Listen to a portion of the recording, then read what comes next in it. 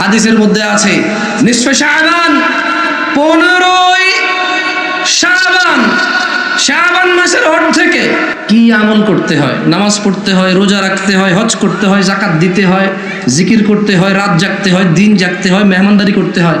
আসলে রমাদানে ফিতরা দিতে হয়, রমাদানে ফিতরা দিতে হয় ঈদে।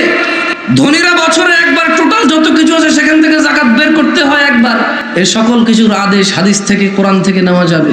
15ই শাবান ওই দিন আসলে করব কি, আল্লাহর নবী কি করার জন্য আদেশ দিয়ে গেছেন, উনি কি করেছেন আলহামদুলিল্লাহ, সেটা নিয়ে তর্কে যাব না।